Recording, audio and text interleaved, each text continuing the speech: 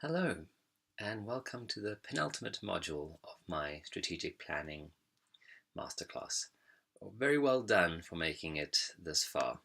We've covered a lot of material, but this is another critical module, which is the finalization, the communication, and the execution of your strategic plan.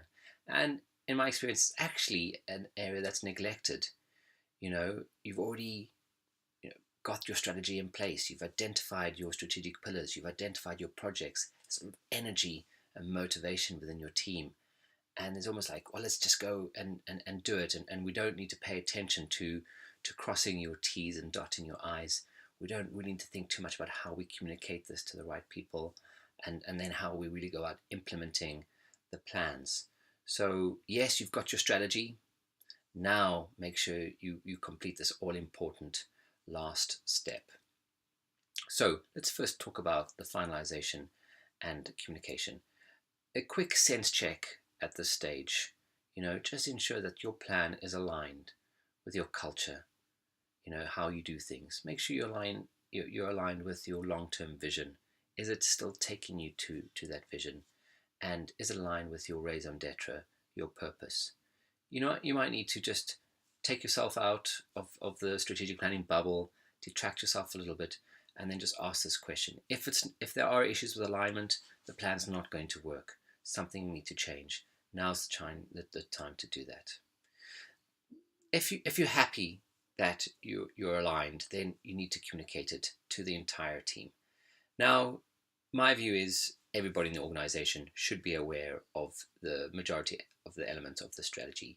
Clearly, there might be some confidential areas that you don't want your team to know. You certainly won't want your competitors to know. So you'll need to manage that. What do you actually take out of the plan that's presented, communicated to the entire team? You may want to do this in a number of ways. You may want to go on a big road show, okay, and present and really spend some time making sure the presentation looks great. Make sure you use all the audio-visual tools that you've got. I've spent in previous companies a lot of money making sure that there's great music, great video, really bring it to life. Make sure you inspire your team on what you're trying to achieve in the strategic planning period.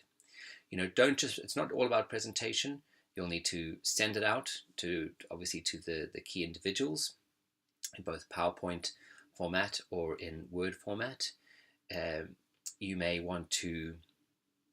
actually want to print it out into booklets and leave it on people's desks, and so that they can have it in their briefcases when they go traveling or when they go to meeting or when they want to make notes.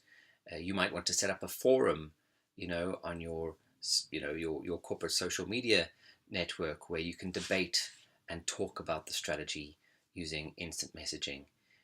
Make sure that you run a number of workshops with the different teams so everybody understands what their role is within the organization. But don't spend too long. Okay, the idea of beta testing is gone. We run live strategy tests. Okay, you go and you implement and you get real-time feedback from the market, from the other stakeholders within your ecosystem. So don't spend too long after you've set the strategy, implement it. And as I said, then you're going to get the great feedback, real-time feedback. Now, yes, you're going to get feedback and there will be the temptation to make big changes to your strategy. My view is if you're constantly changing your strategy, you never know if it's working. Sometimes you need to put the phone off the hook, you need to put your email off, and you just need to give it some time. Now, these are the major changes. Of course, you need to be flexible and agile and tweak the strategy. Of course, there'll be things that you haven't quite got right. And yes, finer tweaks, yes, do those. But the major strategic thrusts and pillars, those don't change. It's a balance. What's a small tweak and what's a big change? You need to get that right. As ever, life is a balance, and that's where the challenge is. And then the execution, the implementation. I've mentioned it before, but project tracking and having a project management office is critical. So set up a project tracker, use your red, amber, green traffic lights, make sure for each project there's a realistic project roadmap with the right resources. And you can manage these projects on Excel, you could manage it on Word. There's some great free SaaS tools out there, Asana and Trello, Basecamp. There's a number of them. Microsoft have also got one. And that'll allow a number of people within the project teams to get full visibility of how the project is tracking, and also allow your leadership team to go on real-time basis and see how the project is tracking. Of course, you'd also want to review the projects at every leadership team meeting and understand what delays or non-delivery, how these will affect your strategy. Folks, that's it for this module. I look forward to seeing you one more time in the conclusion. Take care.